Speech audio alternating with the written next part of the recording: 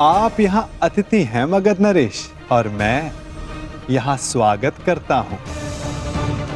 अब आप पर निर्भर करता है कि आप अतिथि की भांति मिलना चाहते हैं या हमारे मिलन के इतिहास का 19वां अध्याय रचना चाहते हैं। मगध नरेश, स्वागत है आपका।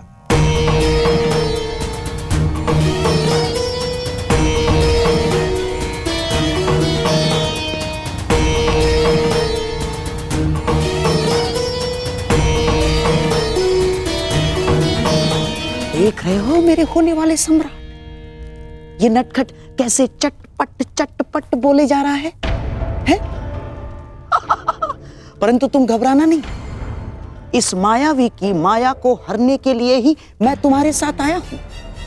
हाँ, अब तुम देखते रहो कैसे इस माखनचोर से तुम्हारा मामा उसकी वाणी चुराता है। वासुदेव,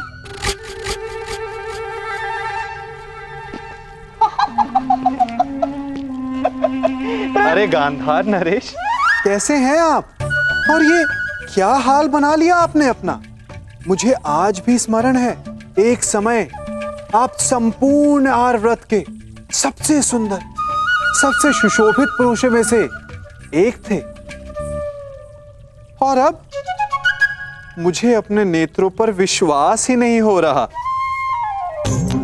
भ्राता दुर्योधन, मित्र कर्ण, यहां आओ, शीघ्र आओ। दुर्योधन, अब तुम ही बताओ, क्या मैं असत्य कह रहा हूं? एक समय था जब मामा श्री कितने आकर्षक दिखा करते थे। कमल समान नयन, हृष्ट पुष्ट शरीर, शीतल वाणी, मधुर मुस्कान। परंतु अब सब बदला सा लग रहा है। कभी कभी लगाई गई किसी अग्नि का ताप मनुष्य के मुख को झुलसा देता है।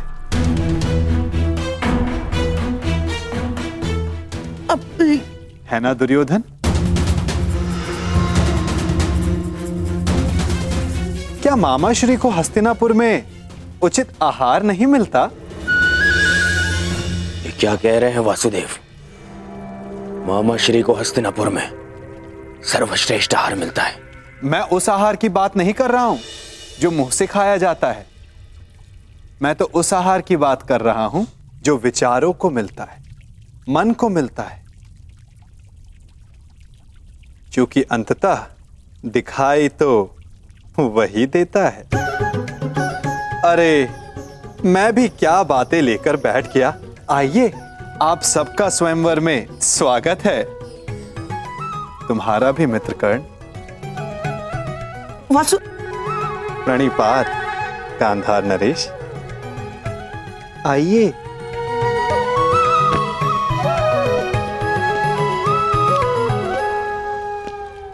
तुम मेरे साथ आओ राधे। बहुत समय हो गया, सोचा तुमसे पूछ लूं कि सब कुशल मंगल है या नहीं।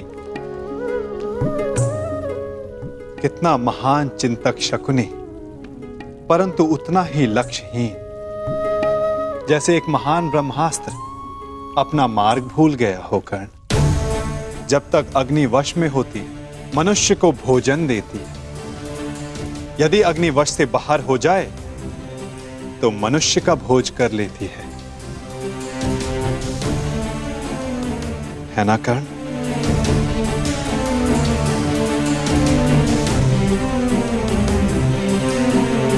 वासुदेव, क्या आप जानते थे कि वारणाव्रत में क्या हुआ? किस विषय में बात कर रहे हो कर्ण? उस भवन के विषय में जो दुर्योधन ने बनवाया, या उस भवन के विषय में जो अग्नि की भेंट चढ़ गया? यदि आप सब जानते थे तो आपने कुछ किया क्यों नहीं वासुदेव? नियति के समक्ष क्या वासुदेव और क्या कर्ण राधे, हम तो केवल प्रयास कर सकते हैं। सफल होना ना होना प्रारब्ध के हाथ में होता है। तुमने भी प्रयास किया ना? हाँ, प्रयास किया, परंतु ये शब्द बड़ा संहारक है मित्र। कहीं ऐसा तो नहीं कि तुम फिर से कोई वचन दे बैठे कर्ण? मैं वचन देता हूं, मैं शोन की सौगंध खाता हूं कि मैं अपने मित्र को अकेला नहीं छोड़ूंगा।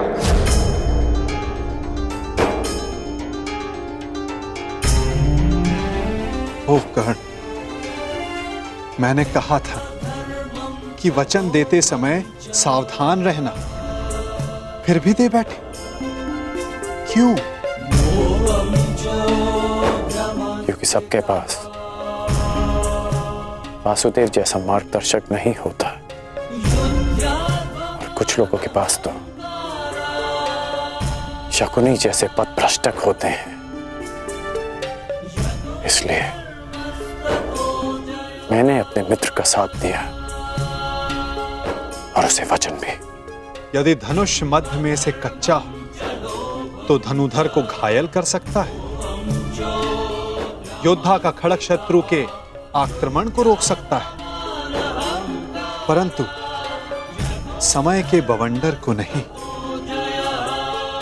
कहीं ऐसा ना हो कि तुम एक असफल योद्धा सिद्ध हो जाओ कर्ण। योद्धा का धर्म युद्ध है, फिर वो उस युद्ध में सफल हो या असफल। और आप भूल रहे हैं वासुदेव कि मैंने पंख के स्थान पर पाषाण खंड होना चुना है। और मैंने क्या कहा था कि हमारा चयन ही हमारा भविष्य निर्धारित करता है कर्ण, स्मरण है?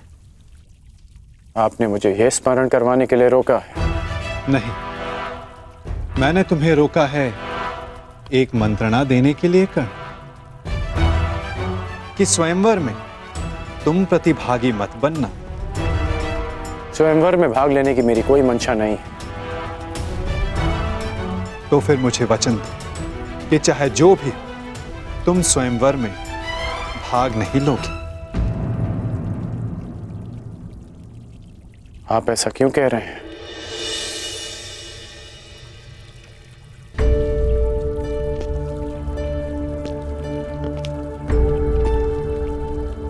क्या आप नहीं चाहते कि मैं स्वयंवर में भाग लूं?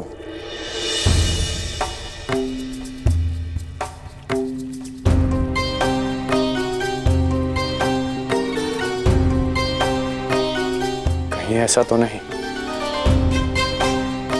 कि स्वयंवर की परीक्षा का संबंध धनुर्विद्या से है? आपके मौन में आपकी सहमति दिख रही है वासुदेव।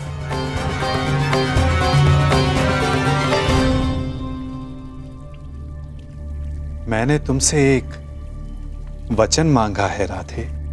आप ही ने मुझे सिखाया है कि बिना सोचे समझे किसी को वचन नहीं देना चाहिए। मैं स्वयंवर में भाग नहीं लूंगा, परंतु तब तक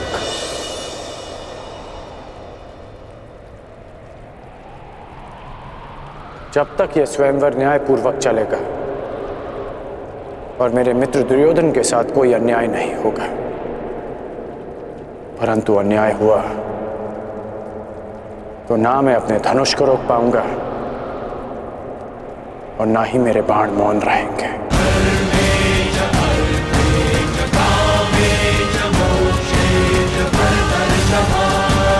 प्रणिपात वासुदेव।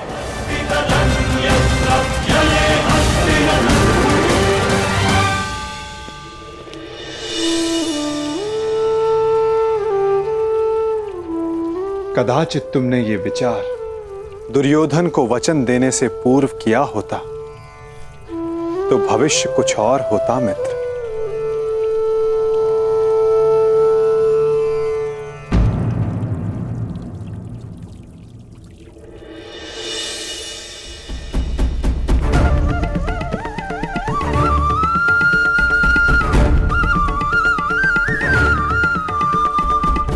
जो पहला ब्राह्मण तुम्हें मिले उसे ये दक्षिणा दे देना और कहना कि पांचाल राजभवन में एक बड़ा उत्सव हो रहा है।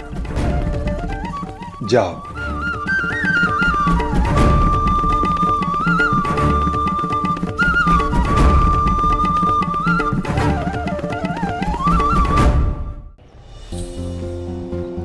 कहां से ढूंढूं ब्राह्मण?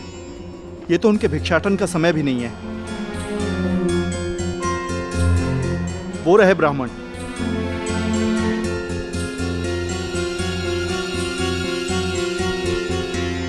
प्रणिपात ब्राह्मण देव। यह आपके लिए ब्राह्मण देव। एक संदेश भी है। राजमहल में एक बड़ा समारोह है और एक बड़ा भोज। अब पधारिएगा अवश्य। प्रणिपात।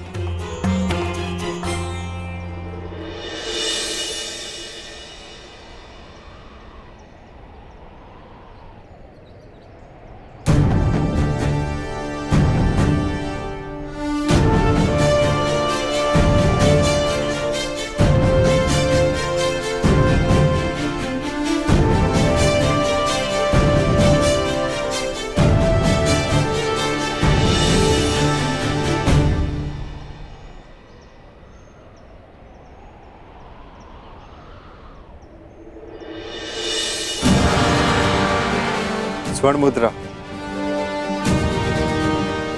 हमारी आवश्यकता के अनुसार भिक्षा मिल गई अर्जुन। चलो अब घर चलें। परंतु भ्राताश्री, मुझे लगता है कि हमें राजप्रसाद चलना चाहिए। कदाचित कई माह तक की हमारी आवश्यकता पूर्ण हो जाए।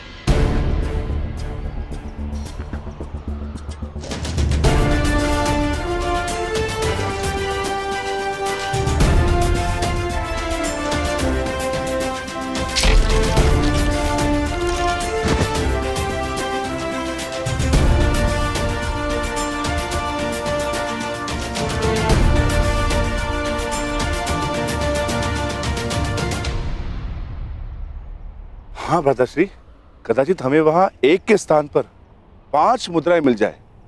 जब माताश्री कहेंगी कि आपस में बांट लो तो सुविधा हो जाएगी। अधिक लालच अच्छा नहीं है अनुज।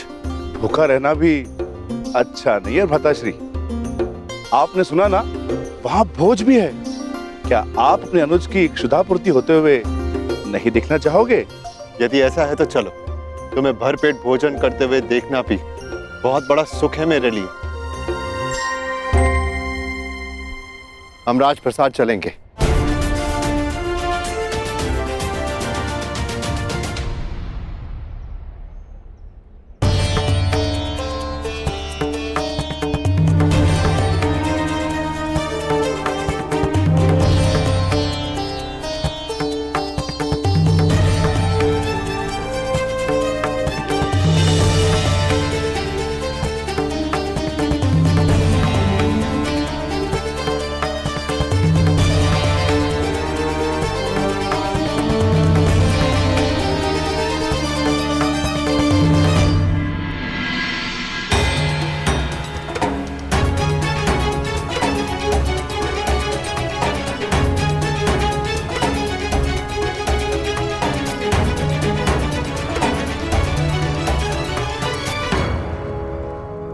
आमंत्रित अतिथियों का पांचाल में हार्दिक स्वागत। आप सभी यहाँ मेरी पुत्री याज्ञसेनी के स्वयंवर में भाग लेने के लिए पधारे।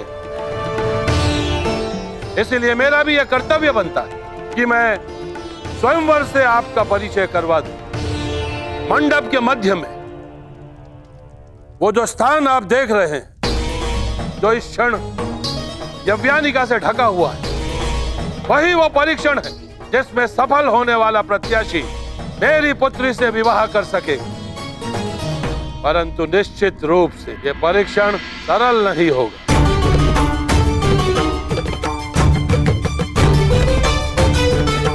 अब अधिक विलंब ना करते हुए मैं उसे बुलाता हूं जो इस स्वयंवर की स्वयंवरा है, जो पंचतत्व अग्नि से जन्मी है, याज्ञसेनी पांचाल की राजकुमारी द्रौपदी।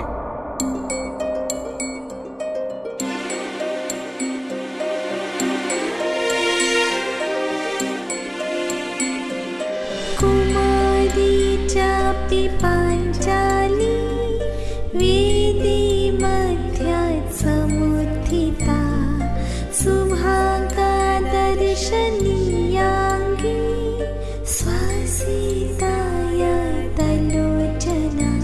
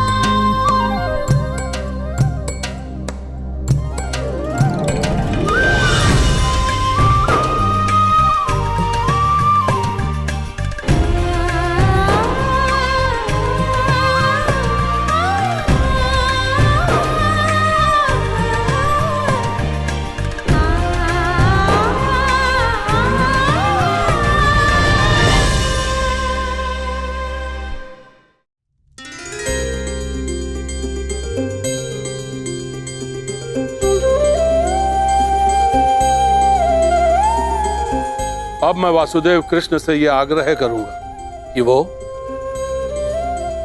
स्वयंवर में होने वाले अद्वितीय परीक्षण का परिचय प्रत्याशियों से करवाएं। आगंतुकों को वासुदेव कृष्ण का प्रणाम।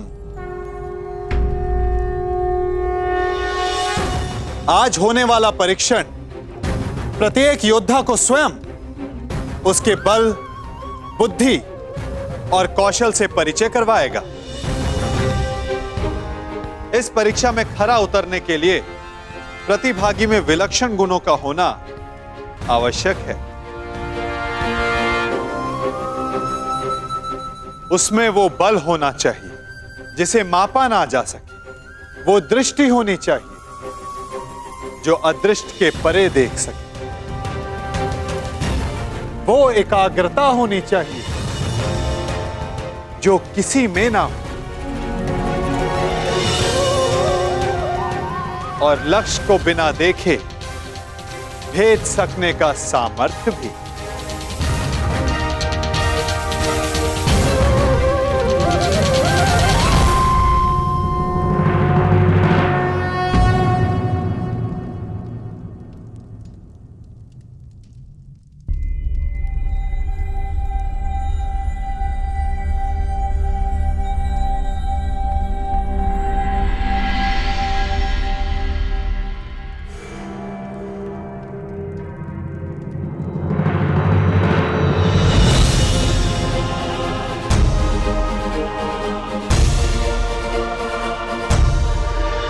मुझे वचन दो कि चाहे जो भी हो, तुम स्वयंवर में भाग नहीं लोगे।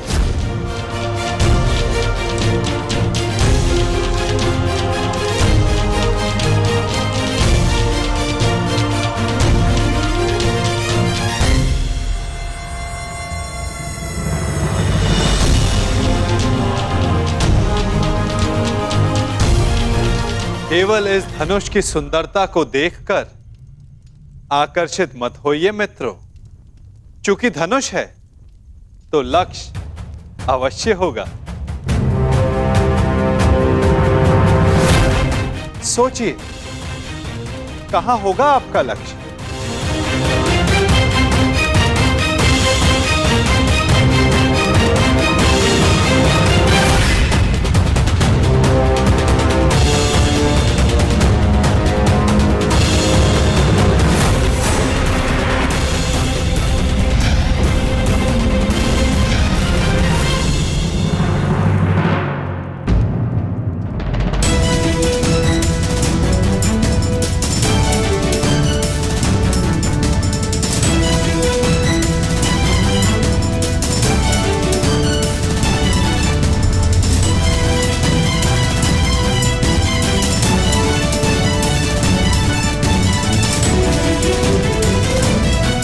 इस आकाश यंत्र में स्थित मीन की आंख आप सबका लक्ष्य है मित्रों।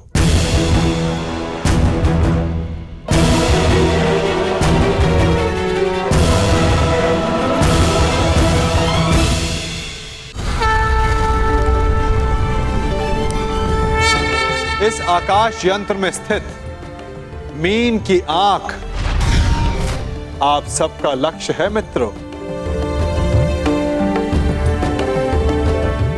संसार के सर्वाधिक शूरवीर और बलशाली यहां उपस्थित हैं, परंतु प्रश्न यह है कि आप में से इस जल प्रतिबिंब को देखकर मीन की आंख का लक्ष्य कौन भेद सकेगा?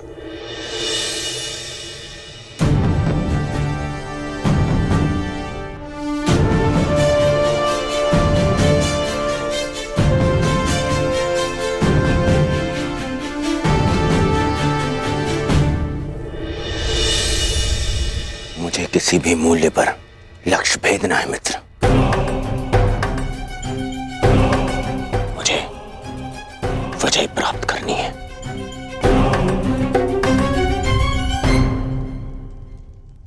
अब मैं क्रम से वीरों का नाम पुकार कर उन्हें परीक्षण के लिए आमंत्रित करूंगा। सर्वप्रथम भद्रराज शल्य।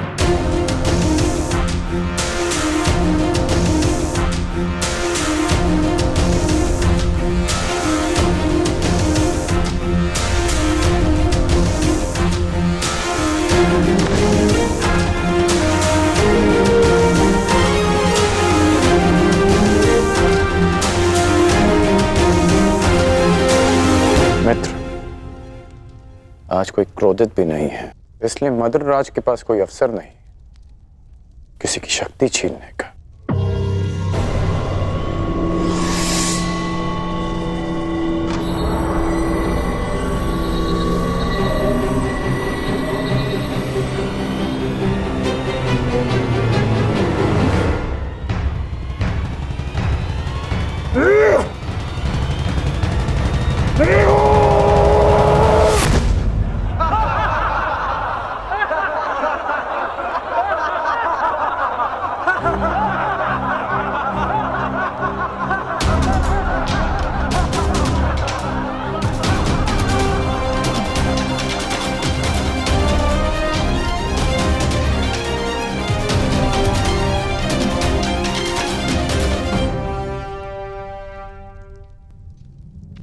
अगले प्रत्याशी काशीराज।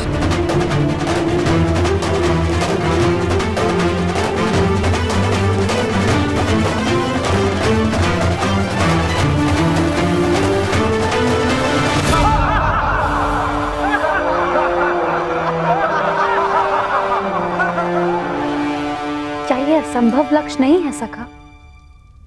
प्रतिबिंब देखकर आकाश यंत्र में घूमती मीन का नेत्र वेदन संसार में भला ये कौन कर सकता है?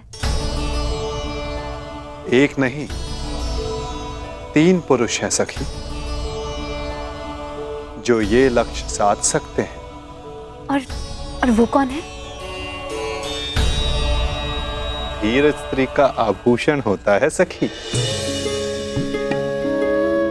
धैर्य रखो, प्रश्न उठा है तो उत्तर भी प्रस्तुत होगा।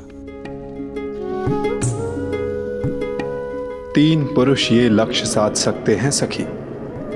इस सभा में 2 उपस्थित हैं और तीसरा प्रवेश करने वाला है।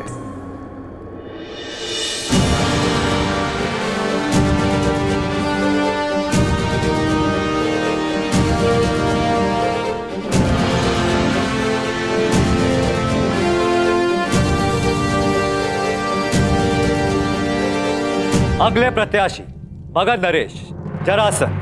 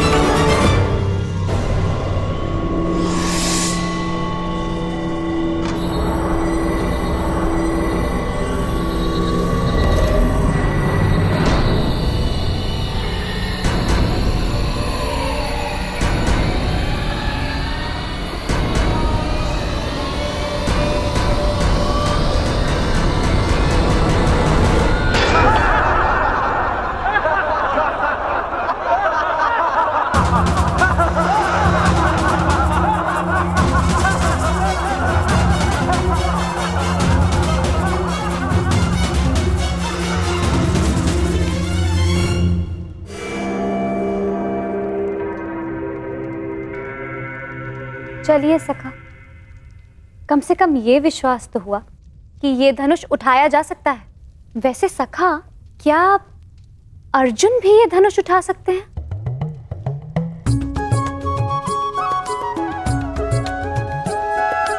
सखा, यदि अर्जुन इस सभा में उपस्थित हुए तब भी मैं उन्हें पहचानूंगी कैसे? कैसे मुझे ये ज्ञात होगा कि वो यहाँ उपस्थित हैं? अर्जुन, परंतु सबका तो ये मानना है कि वो जीवित नहीं है। मैं ऐसा नहीं मानती सखा, क्योंकि मैं अभी तक जीवित हूं। तुम कहां जीवित हो सखी? तुम तब तक जीवित नहीं जब तक अर्जुन ना मिल जाए, यही ना? और यही तो मेरा प्रश्न है केशव, कि मैं उन्हें कैसे पहचानूं जो मेरे जीवन का एक कारण है। जब वो क्षण आएगा तुम्हें स्वयं अनुभूत हो जाएगा सखी। तुम्हें अपने भीतर श्वास का प्रवास अनुभव होगा। वो अनुभूति तुम्हें आनंद नहीं, पीड़ा देगी। वो पीड़ा जिसकी तुम्हें प्रतीक्षा है, वो पीड़ा जो तुम्हें आनंद से अधिक प्रिय लगे। क्या मुझे सच में ऐसा अनुभव होगा सखा? परंतु कब? कौन जाने, कदाचित अति शीघ्र।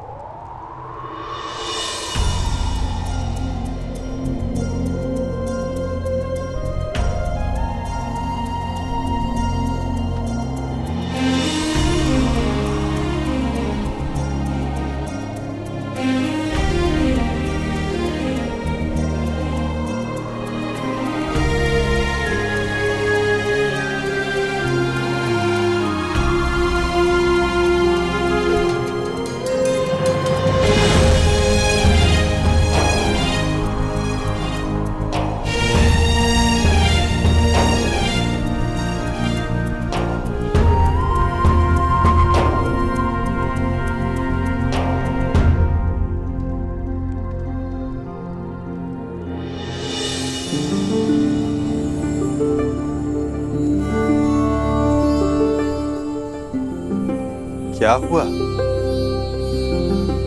सखा, मैंने कुछ अनुभव किया।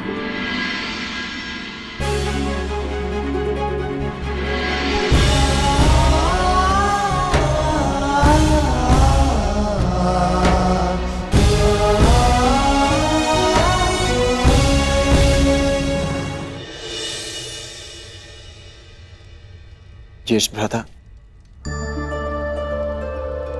वो कौन है जो मेरी ओर देख रहे हैं?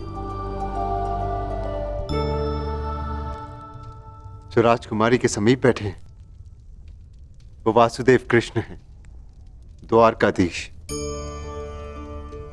हमारे ममेरे भाई भी हैं, परंतु वो तुम्हें नहीं देख रहे। वो स्वयंवर में आए सारे प्रतिभागियों को देख रहे हैं। वो कमल नयन वाले हैं, इसीलिए सबको लगता है कि वो उन्हें ही देख रहे हैं, परंतु नहीं।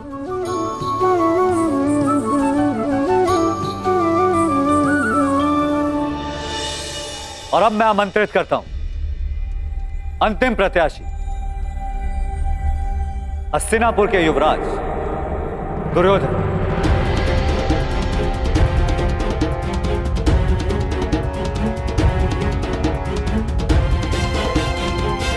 अंतिम?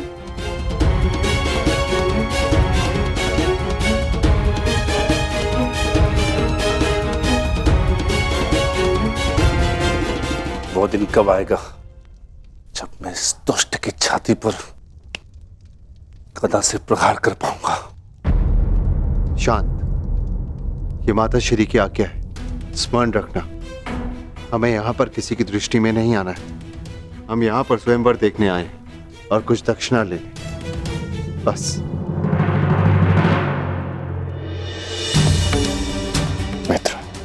मित्र, मैं जानता हूं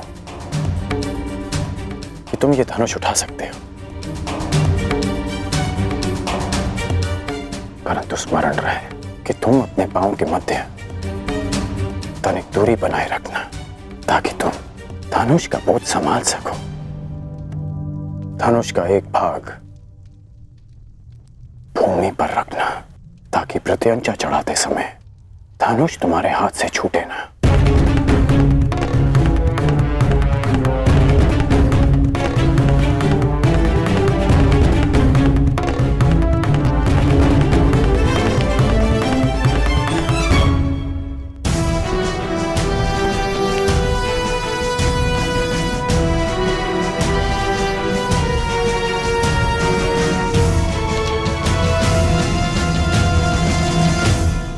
बताइए ना, कौन है वो 3 पुरुष जो ये लक्ष्य साध सकते हैं?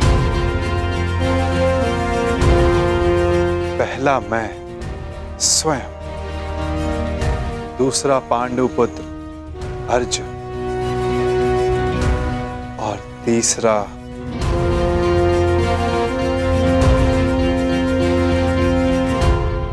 मैं राधेकरण। मैंने संधान लक्ष्य देखकर ही किया, आपके नेत्रों में देखकर। कदाचित तीसरे वीर के लिए मैं आपका संकेत समझ गई हूं सखा।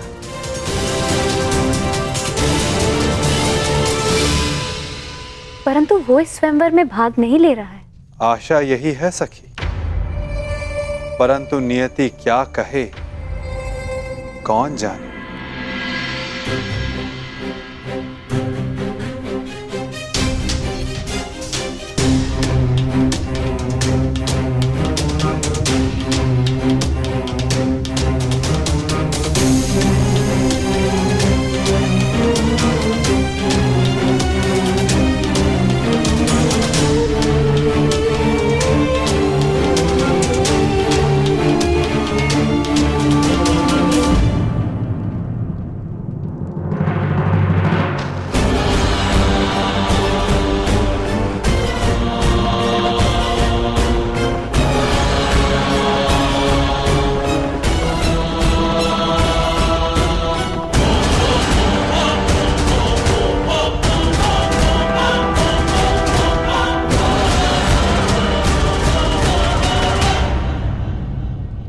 अपने पांव स्थिर रखना मित्र।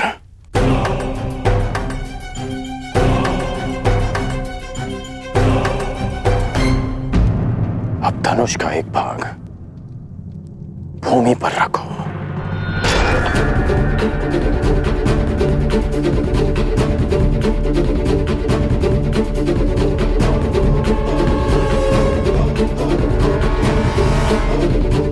बल लगाकर धनुष को मोड़ो।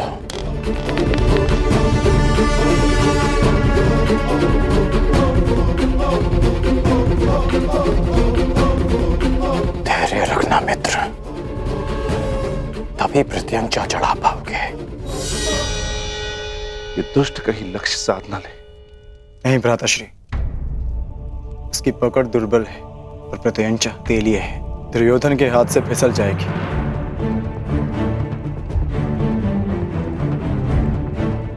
नहीं,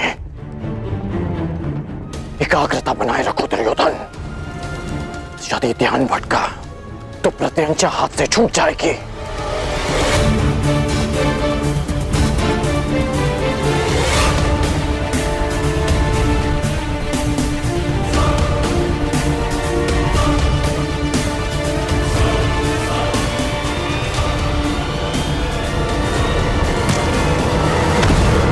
दुर्योधन!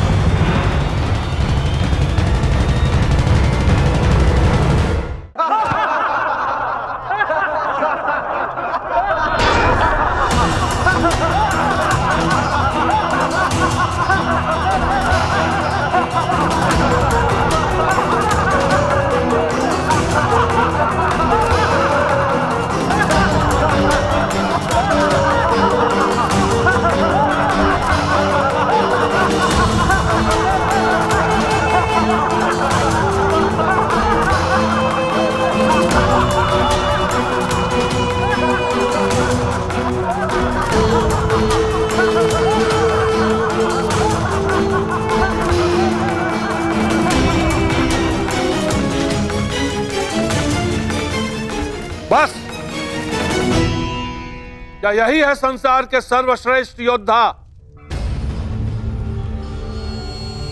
क्या इसी क्षमता के बल पर मेरी पुत्री का वरण करने आए थे आप लोग? प्रतीत होता है गुरुओं में अब वो क्षमता ही नहीं रही जो अपने शिष्यों को युद्ध कौशल सिखा सके।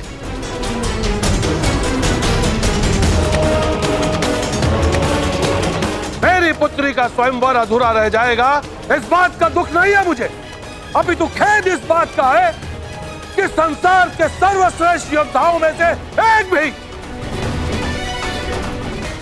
भी योद्धा ऐसा नहीं है जो इस परीक्षण में सफल हो सके। महाबली मानकर आप लोग अपने आप से छल कर रहे हो। चलिए पंचाल राज,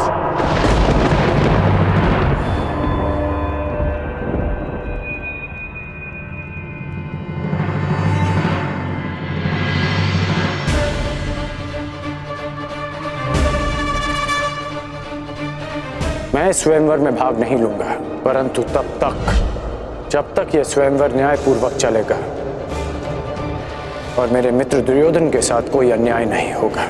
परंतु अन्याय हुआ तो ना मैं अपने धनुष को रोक पाऊंगा और ना ही मेरे बाण मौन रहेंगे।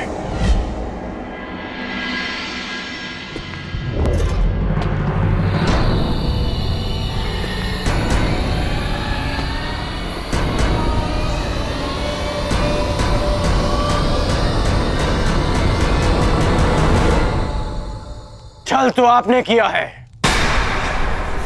यदि आपको अपनी पुत्री के लिए एक धनुर्धारी चाहिए था तो शेष योद्धाओं का यहां बुलाकर अपमानित करने का छल क्यों किया आपने?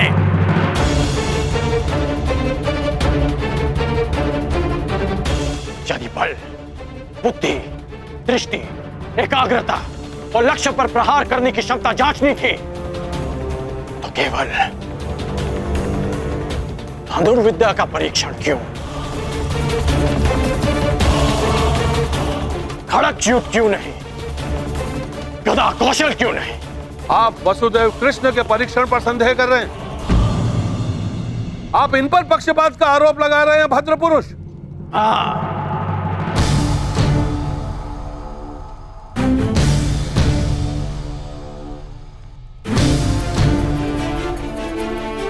क्योंकि ये पक्षपात है। यदि ये गदा कौशल का परीक्षण होता तो मेरे मित्र युवराज दुर्योधन यहां उपस्थित सभी योद्धाओं को पराजित कर देते, परंतु नहीं, आपने ये परीक्षण एक पक्षीय रखा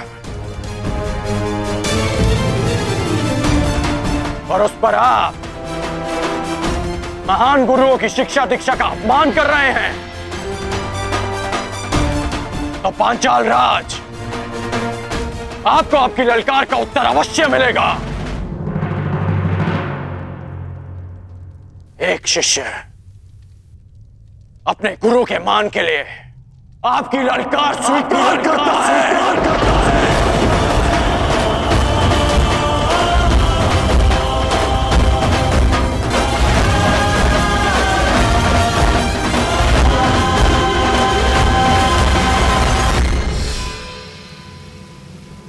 आज यहां इसी सभा में प्रत्यंचा भी चढ़ेगी, शर्त संधान भी होगा और लक्ष्य भेद भी होगा।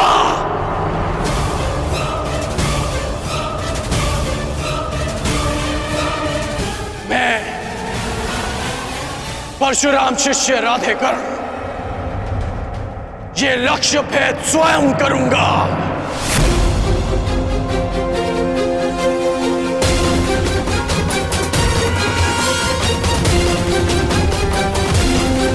सखी, यदि तुम्हें ज्ञात हो कि अर्जुन जीवित है तो क्या करोगे? वो सब जो मेरे जीवन का उद्देश्य पूरा कर सके, जो कि अर्जुन से विवाह के पश्चात ही संभव है। तो फिर देखो सखी, वो तीसरा वीर जो इस परीक्षण में सफल हो सकता है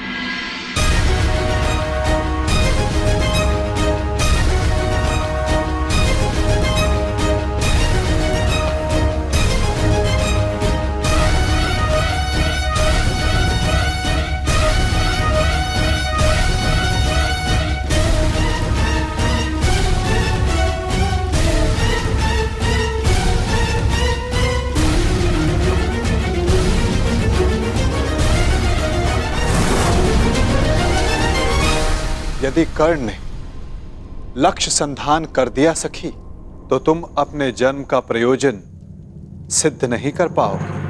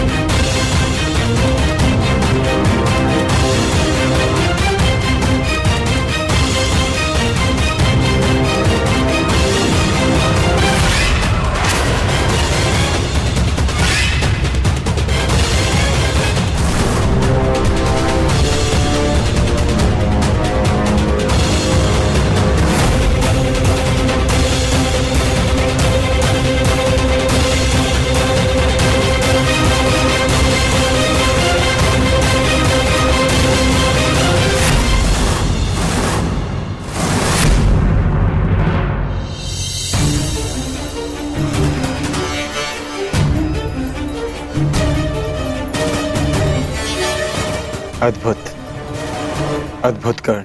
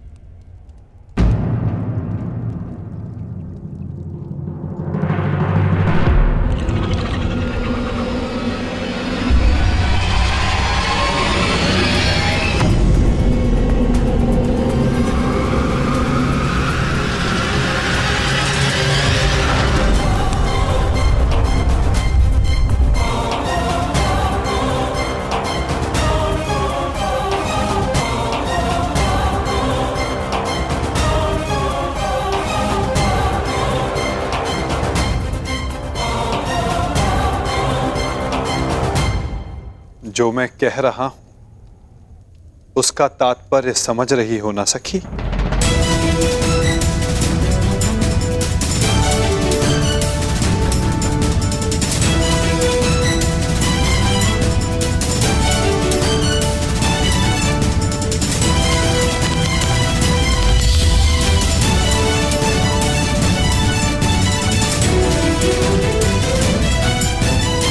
बिना देखे आपने लक्ष्य संधान कैसे किया?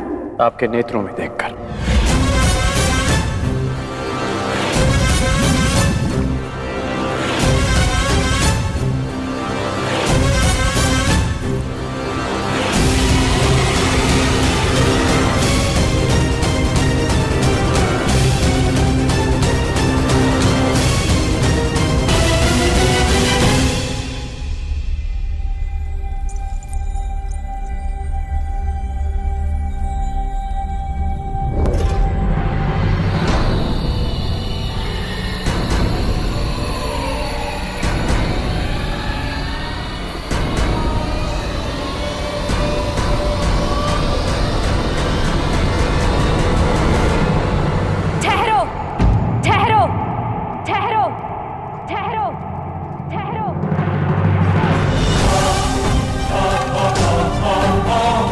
ये शरसंधान नहीं होगा।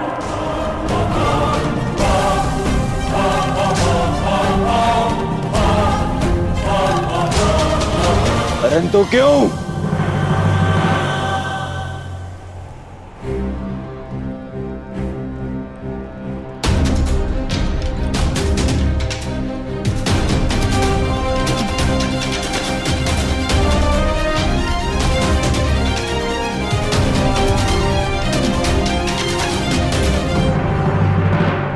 क्योंकि मैं एक सूत पुत्र से विवाह नहीं करूंगी।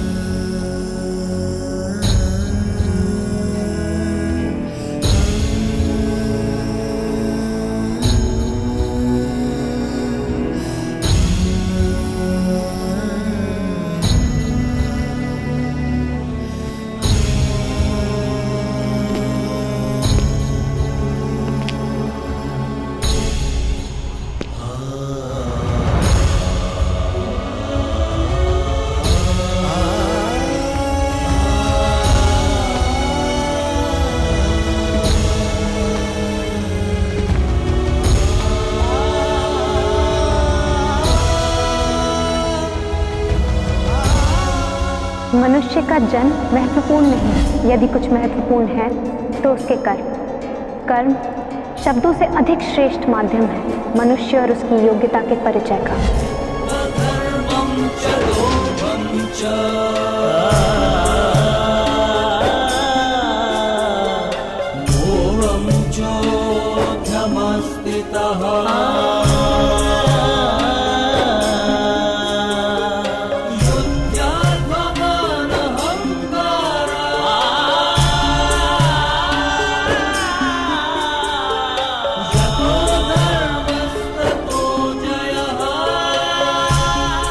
बधाई हो याज्ञसेनी, आज आपने सिद्ध कर दिया कि कभी कभी शब्द कर्म से अधिक श्रेष्ठ माध्यम होते हैं।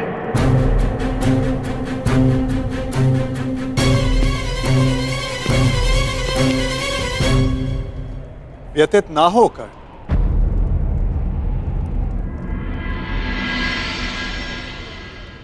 ये निर्णय स्वयंवरा का है और इस सभा में उपस्थित सभी को इस निर्णय का सम्मान करना चाहिए।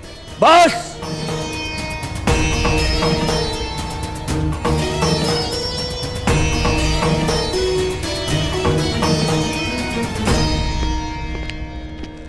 बस पांचाल नरेश, बस! ये कैसा खेल है? आप अपनी पुत्री का विवाह करवाना चाहते भी थे या नहीं?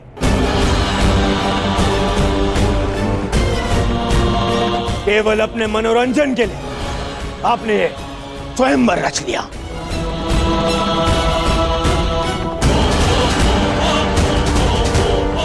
आपने आर्यव्रत के बड़े बड़े शूरवीरों को यहां आमंत्रित किया। किसी को ज्ञात भी नहीं था कि परीक्षण में होने क्या वाला है। फिर एक विचित्र सी शर्त रख दी आपने स्वयंवर की, और जब अंगराज इस परीक्षण में सफल होने वाले थे तो आपकी पुत्री द्रौपदी ने इन्हें रोक दिया।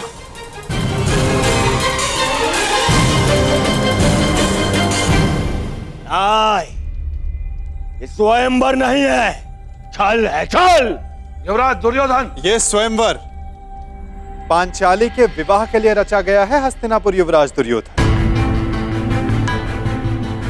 और स्वयंवर स्पर्धा नहीं होती, स्वयंवरा को अधिकार है अपने वर के चयन करने का, जिसका द्रौपदी ने प्रयोग किया।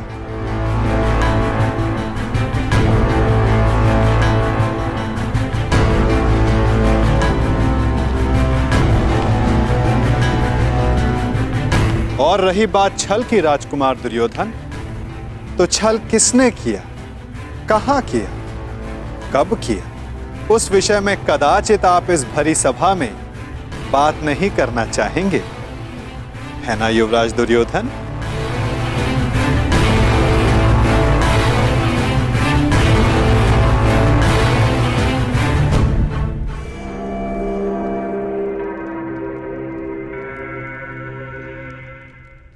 सम्राट!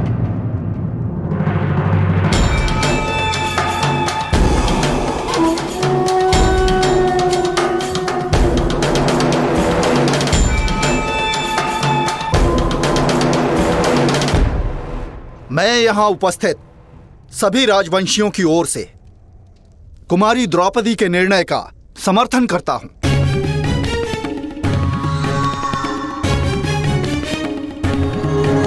मुझे तो युवराज दुर्योधन की सोच पे आश्चर्य हो रहा है।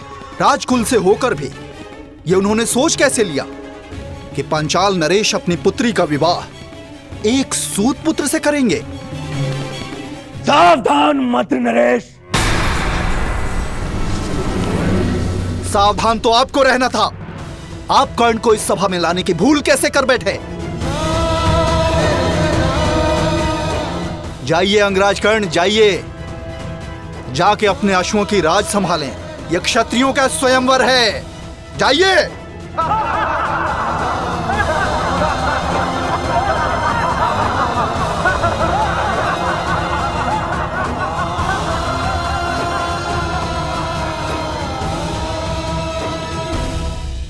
हाँ, हाँ, हाँ, मैं एक सूत पुत्र हूं।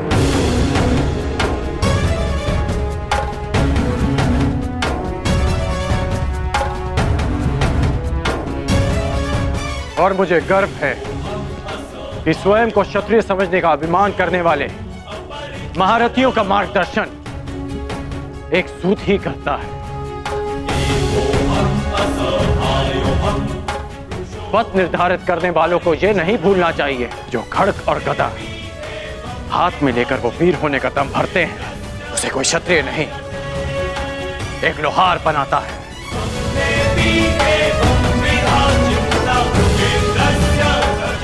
जो अन्न वो खाते हैं उसे किसान उपजाता है।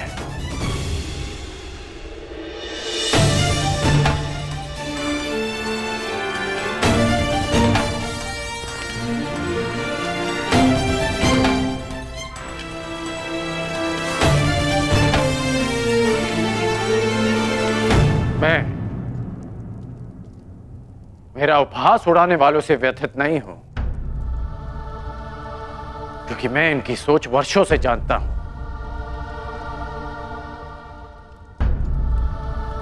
मैं आपसे निराश हूं, क्योंकि मुझे लगा कि आपकी सोच इनसे भिन्न है।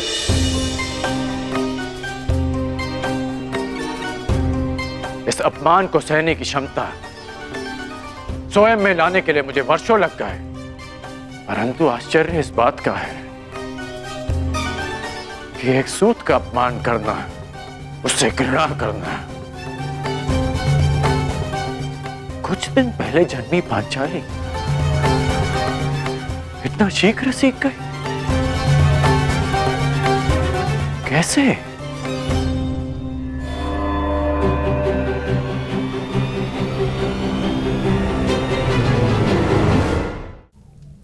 कुछ दिन पहले जन्मी पांचाली इतना शीघ्र सीख गए? कैसे?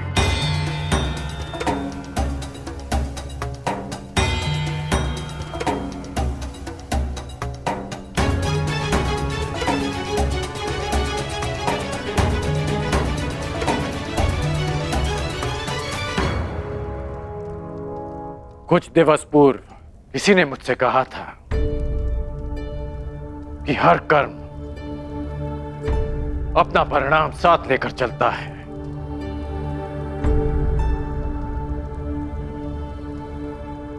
तो सुनिए याज्ञसेनी कि जो आज आपने मेरा अपमान किया, उस अपमान का परिणाम आपको अवश्य मिलेगा।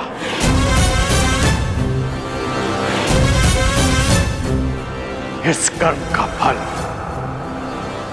आप अवश्य भोगेंगे।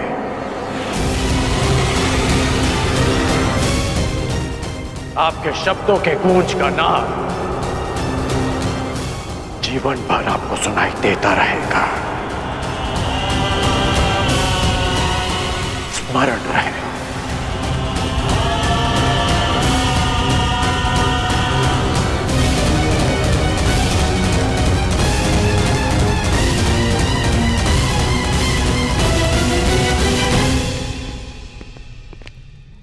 क्षत्रिय वीरों की सूची पूर्ण हुई पांचाल नरेश।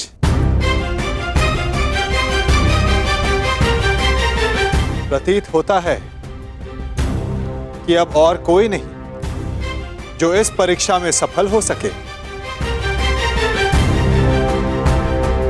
तो क्या स्वयंवर निरस्त कर दिया जाए पांचाल नरेश? नहीं केशव, यदि स्वयंवर निरस्त कर दिया गया तो पांचाल का बड़ा अपयश होगा। कोई उपाय सोचिए।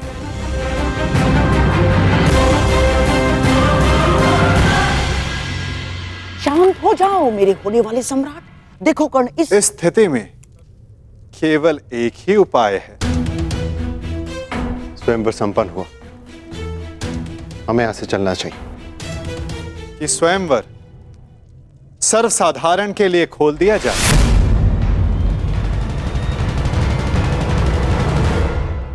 किसी को भी लक्ष्य भेद करने का अधिकार और अवसर दिया जाए।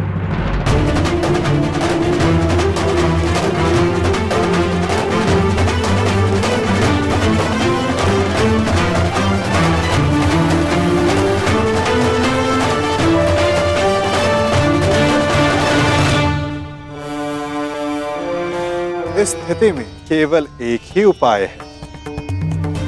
स्वयंवर संपन्न हुआ, हमें यहां से चलना चाहिए। कि स्वयंवर सर्वसाधारण के लिए खोल दिया जाए। किसी को भी लक्ष्य भेद करने का अधिकार और अवसर दिया जाए।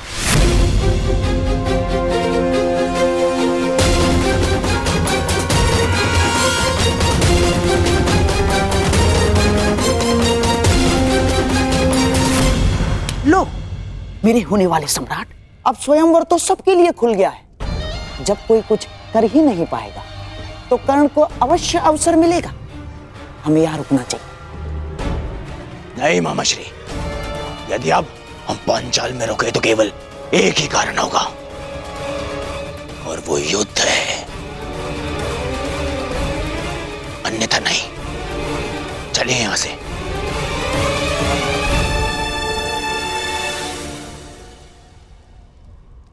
अब तो स्वयंवर सबके लिए खुला है, फिर भी कोई समक्ष नहीं आ रहा। क्या मेरी पुकार योद्धाओं तक नहीं पहुंच पा रही?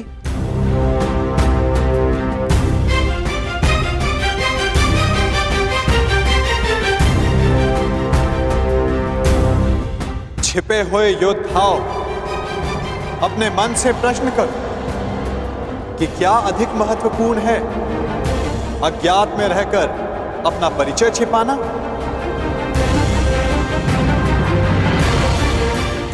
पराक्रम से अपना अधिकार पाना, अपनी श्रेष्ठता सिद्ध करना। क्या कोई योद्धा नहीं जो ये लक्ष्य साध सके? क्या किसी की भुजाओं में बल नहीं? यदि है तो मैं उसका आवाहन करता हूं। अर्जुन, आगे बढ़ो।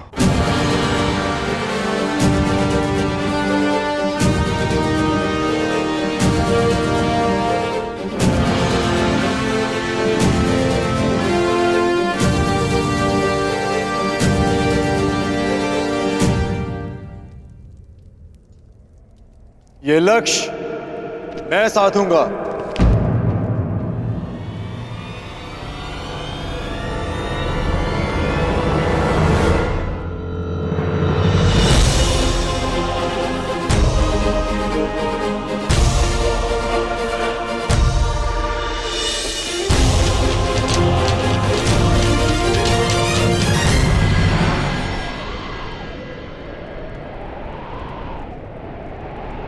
जब वो क्षण आएगा तुम्हें स्वयं अनुभूत हो जाएगा सखी।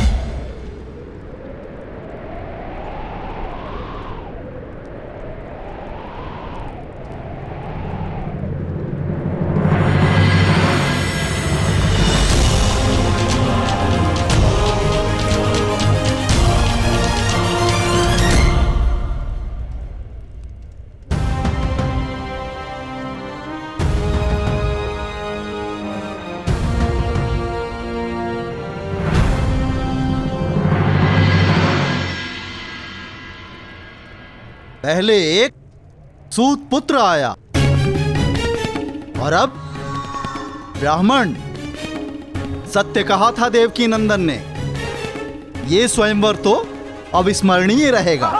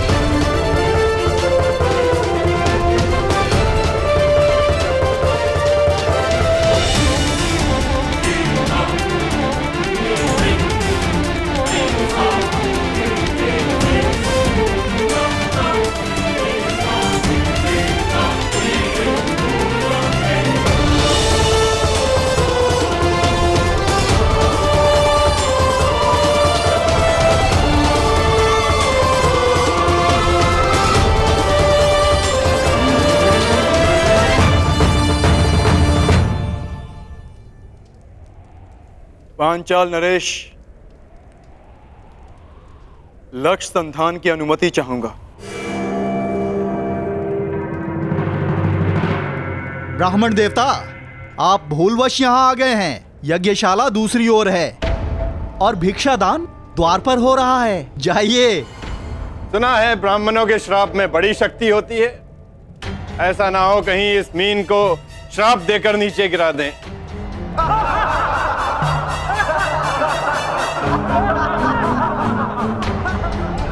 ब्राह्मण युवक, क्या तुम विवेक से यह निर्णय ले रहे हो? कदाचित तुम्हारी शिक्षा दीक्षा पालन पोषण इस परीक्षा के अनुरूप नहीं है। यहां उपस्थित सारे योद्धाओं का परिणाम तो तुम देख ही चुके हो।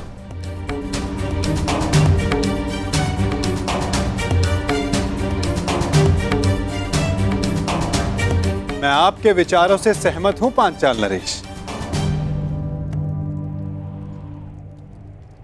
परंतु ब्राह्मण के बल पर संदेह नहीं करना चाहिए।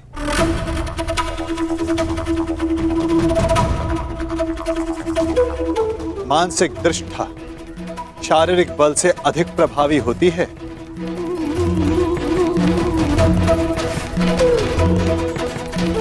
दिव्य अस्त्र का आवाहन करने वाले मंत्र ब्राह्मणों की शक्ति होती है। और फिर श्री परशुराम भी ब्राह्मण ही तो हैं। क्या उनकी शक्ति पर किसी को संदेह है?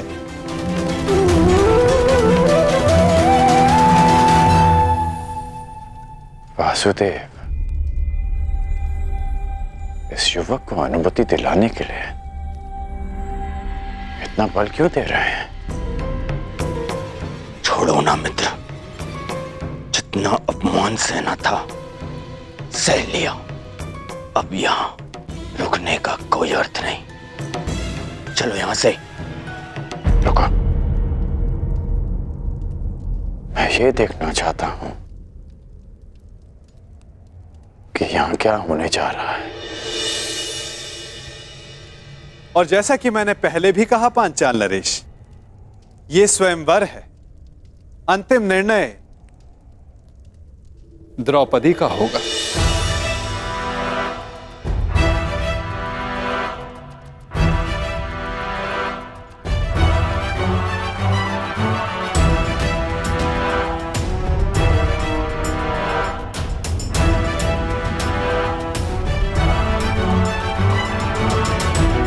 याज्ञसेनी, क्या तुम इस ब्राह्मण युवक को अपना कौशल सिद्ध करने का अवसर देना चाहोगी?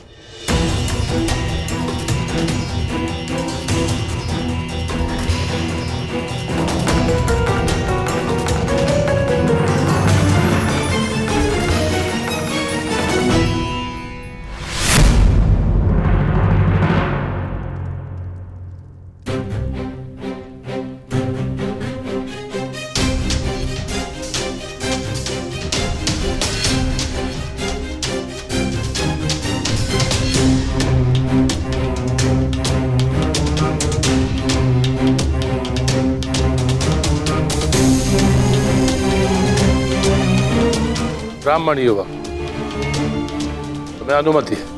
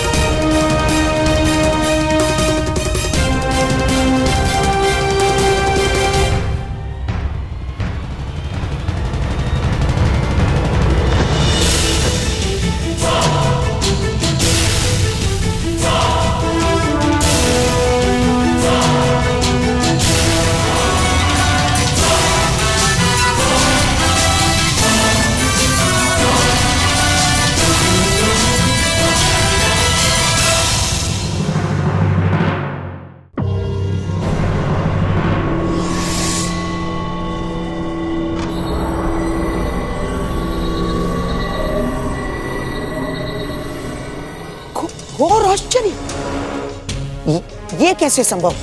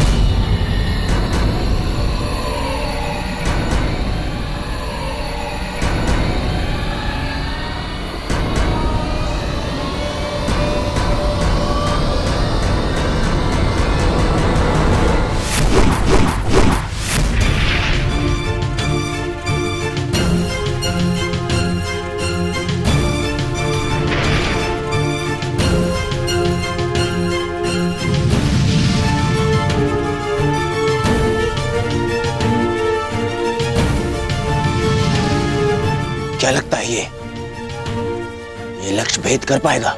अवश्य मित्र, संधान सर्वथा उत्तम था।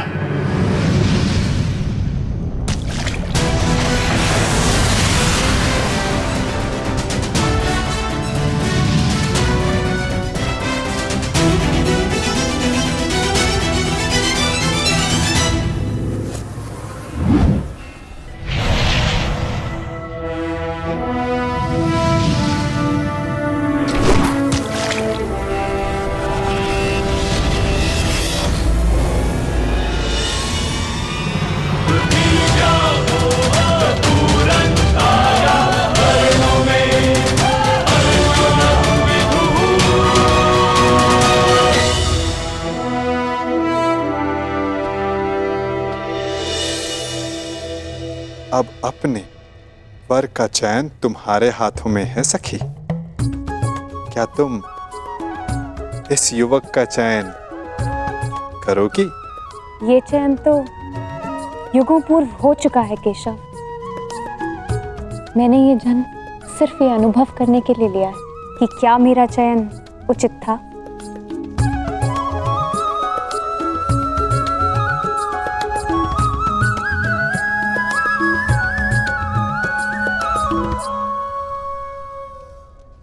एक साधारण ब्राह्मण ने लक्ष्य भेद कर कैसे लिया? जो तुम्हारे सामने खड़ा है वो सामान्य नहीं है मित्र, कुछ तो असाधारण है इसमें।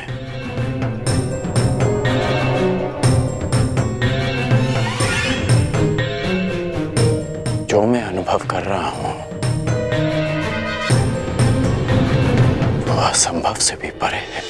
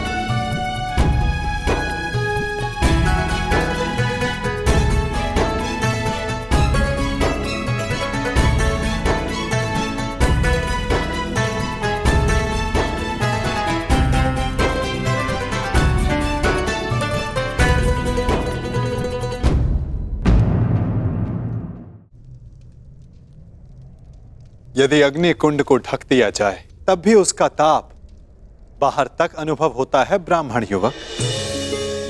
तुम्हारे भीतर की योद्धा की अग्नि को ब्राह्मण वेश रोक ना सका।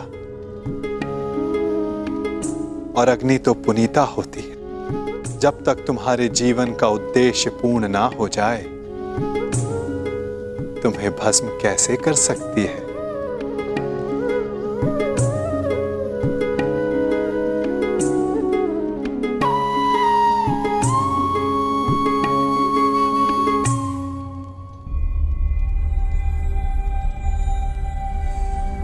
इतने विरोधियों के मध्य से स्वयंवरा को ले जाने का अनुभव मेरा भी रहा है। उस अनुभव के आधार पर तुम्हारे लिए एक सुझाव है। यहां से शीघ्र चले जाओ।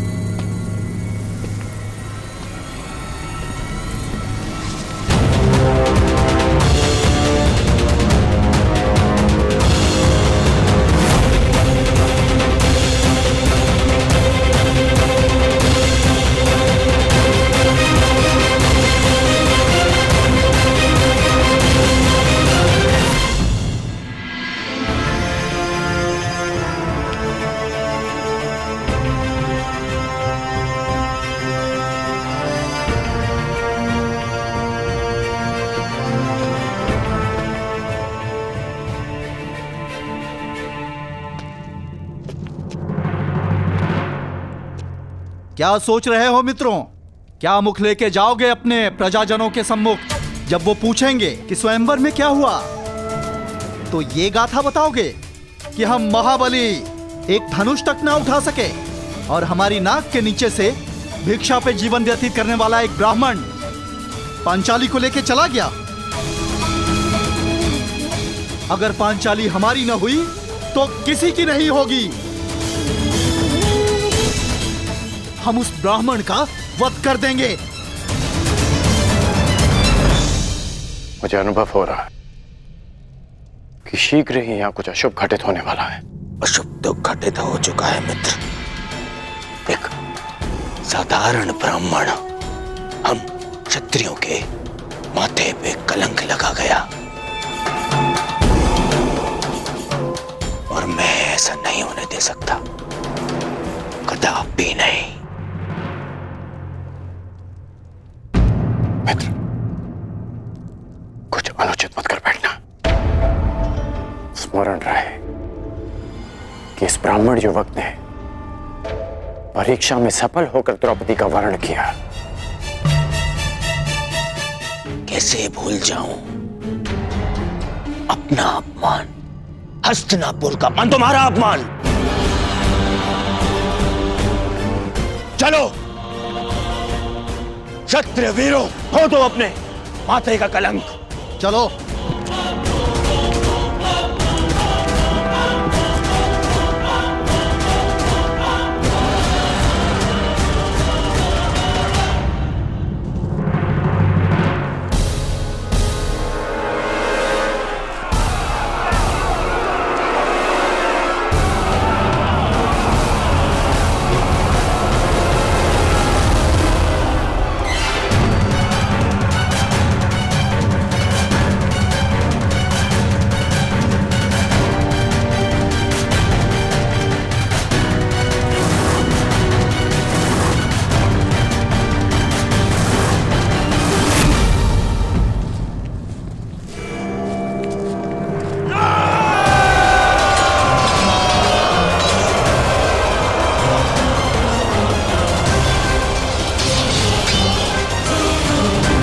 भ्राताश्री, पांचाली को यहाँ से सुरक्षित ले जाइए।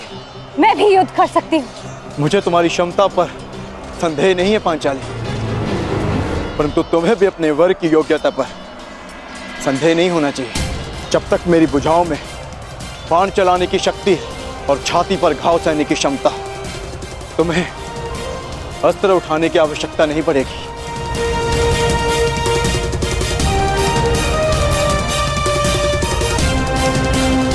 अंगराज, नियति सबको दूसरा अवसर नहीं देती, परंतु तुम्हें दूसरा अवसर मिला है। चयन करने में भूल मत कर बैठना।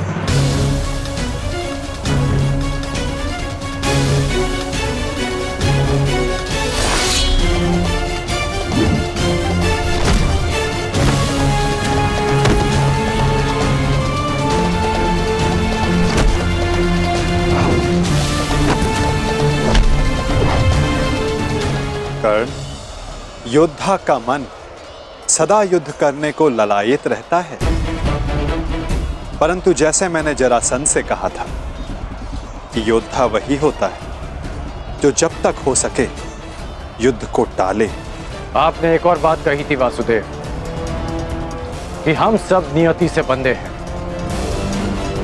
तो युद्ध होना है तो होगा।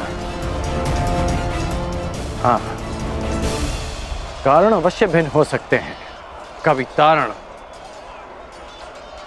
तो कभी शंका का निवारण।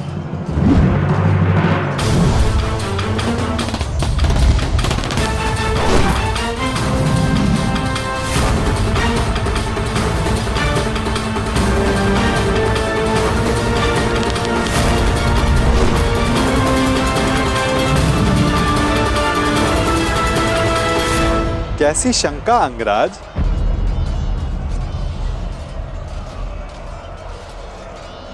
आप तो मेरा मन पढ़ सकते हैं ना वासुदेव, तो बताइए कि जो मेरे मन में चल रहा है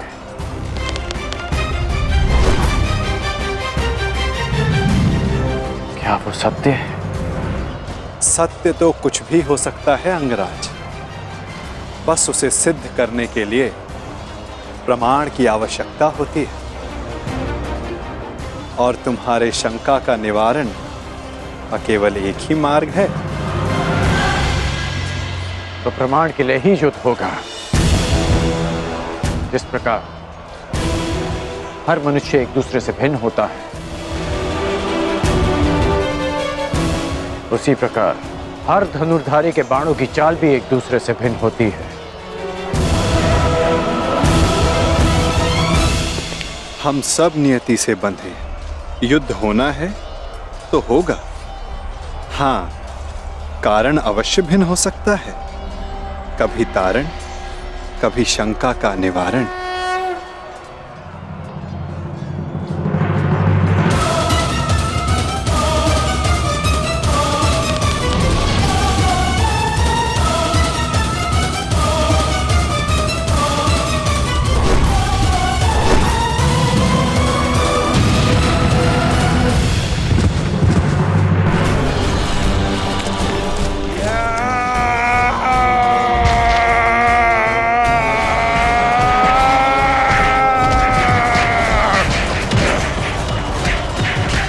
रुको ब्राह्मण पुत्र,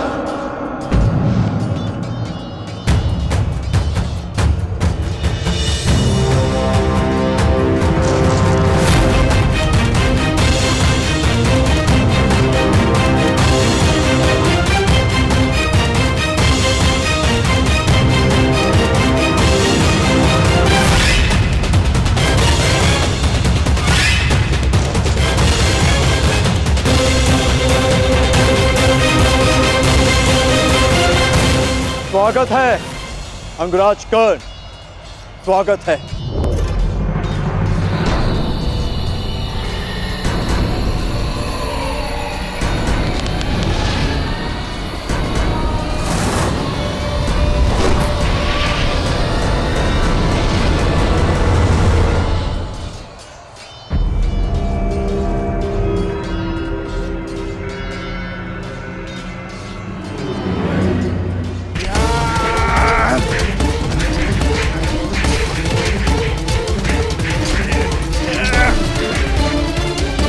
भूखे हो, बड़े भूखे हो ब्राह्मण। अब ये वृक्ष उखाड़ रहे।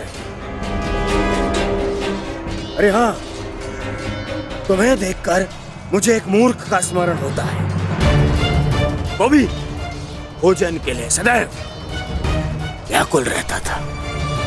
अरे महाकाय ब्राह्मण, बालकों पर क्यों प्रहार कर रहे? आओ, मुझ पर प्रहार कर, आओ। इसी अवसर की मैं कब से प्रतीक्षा कर रहा था।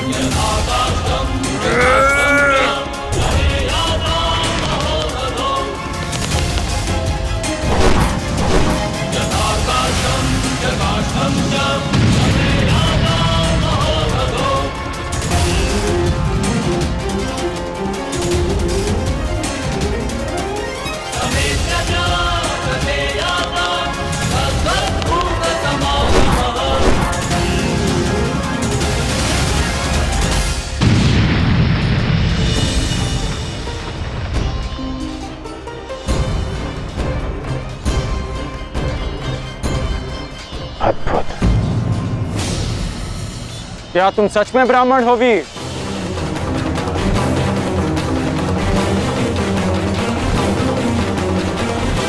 क्या तुम सच में ब्राह्मण हो वीर? सोच लो, कभी कभी असत्य वचन का बहुत भारी मूल्य चुकाना पड़ सकता है। अंगराज, युद्ध में वाणी से नहीं,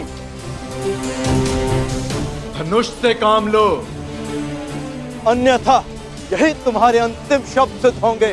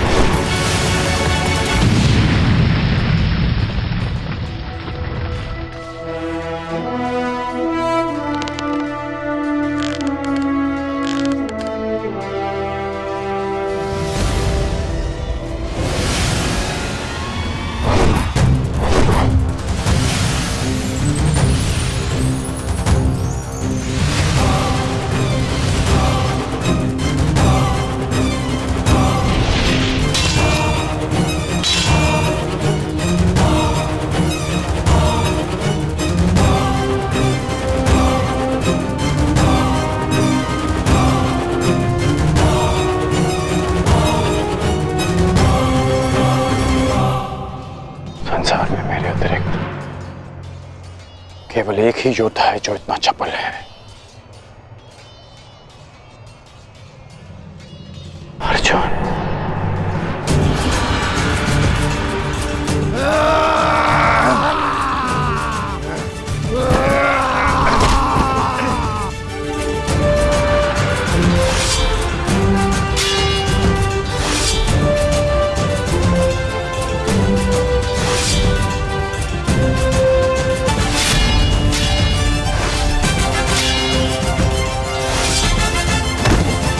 पांडव लाक्षागृह से जीवित बच निकले।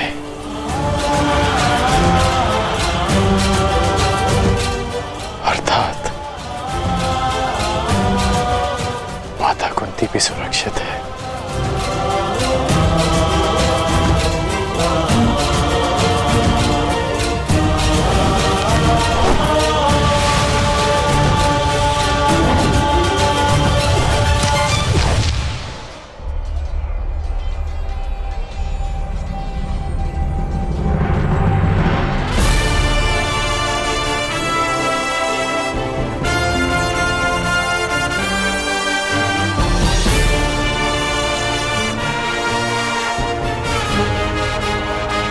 मैं समझ गया हूं कि तुम एक महान योद्धा हो ब्राह्मण, और मैं ये भी जानता हूं कि तुम्हें इस युद्ध की आकांक्षा स्वयंवर में विजय की आकांक्षा से भी कहीं अधिक है। और आकांक्षा मेरी भी यही है कि ऐसे ही एक वीर से अपना अधूरा द्वंद्व पूर्ण करूं। परंतु वो अधूरा द्वंद्व युद्ध भूमि में पूर्ण होगा, किसी अभिमानी के स्वयंवर में नहीं। शंका का निवारण हो गया। अब इस युद्ध का कोई कारण शेष नहीं। मैं तुम्हारे उज्जवल भविष्य की कामना करते हुए इस युद्ध को यहीं समाप्त करता हूं। जाओ ब्राह्मण पुत्र, तुम्हारी माता तुम्हारी प्रतीक्षा कर रही हूं।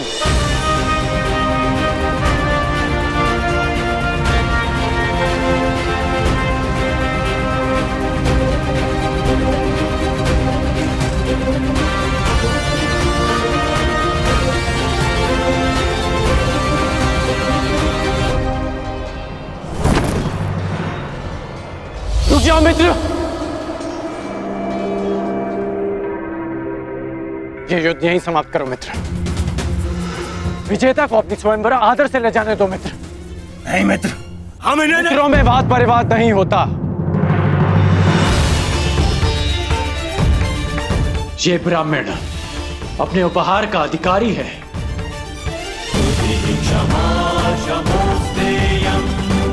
जाने दो इसे।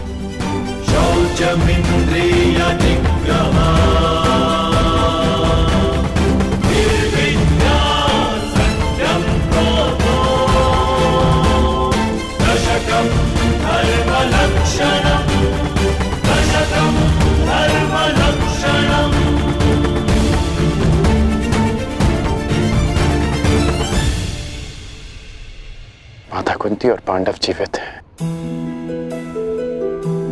मेरे मन से एक बोझ उतर गया। अन्यथा लाक्षागृह की वो अग्नि मेरे मन को सदैव जलाती रहती।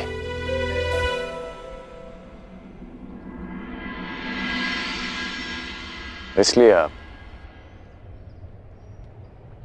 पांडवों की मृत्यु की सूचना से व्यथित नहीं थे, क्योंकि आपको सब कुछ ज्ञात था। यदि ज्ञात ना भी होता तो भी व्यथित होने का कोई कारण नहीं था। कर्ण, अब तो सत्य स्वीकारिए केशव। अब समझ आया आपका वो कथन कि एक खेल प्रारंभ होने जा रहा है, वो खेल जिसका मैं भी एक पात्र हूं। अब समझ में आया कि आपने मुझे स्वयंवर में भाग ना लेने की मंत्रणा क्यों दी। अब समझ आया कि कर्म की हुंकार भरने वाले कृष्ण उस समय क्यों मौन रहे। जब जन्म के कारण भरी सभा में मेरा उपहास उड़ाया गया,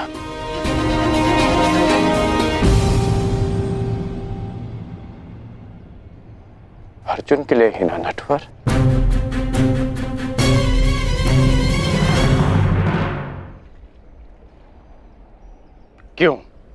क्यों किया आपने ऐसा? केवल अर्जुन को स्वयंवर में जिताने के लिए? इसलिए आपने ऐसी परीक्षा रखी जो अर्जुन के पक्ष में हो, ताकि वो पांचाली का भंग कर सके। अर्जुन के लिए इतना झुकाव क्यों? उसके लिए मेरा अपमान क्यों? इतना बड़ा खेल क्यों? इतना पक्षपात क्यों? क्यों वासुदेव? क्या तुम ये कह रहे हो कि मैं पक्षपाती हूं मित्र? क्यों? क्या आप नहीं हैं? नहीं कर। मैं अर्जुन के उतना ही पक्ष में हूं जितना तुम्हारे पक्ष में। सत्य कहूं तो मैं सबके पक्ष में हूं और किसी के पक्ष में भी नहीं। ये तो कर्ता पर निर्भर करता है कि वो कौन सा पक्ष चुनता है मित्र। आप कुछ भी कहें, परंतु मुझे ज्ञात है कि ये खेल आप ही ने रचा है। ठीक है, यदि तुम ऐसा मानते हो तो क्या ये नहीं जानना चाहोगे कि मैंने ये सब कैसे किया? नहीं, मैं केवल ये जानना चाहूंगा कि आपने ये क्यों किया। प्रश्न बड़ा विकट है कर्ण। यदि विस्तार से इसका उत्तर दिया तो सुनने में तुम्हारा जीवन छोटा पड़ जाएगा, परंतु तुम्हारे शंका के निवारण के लिए मैं ऐसे संक्षिप्त में बताता हूं।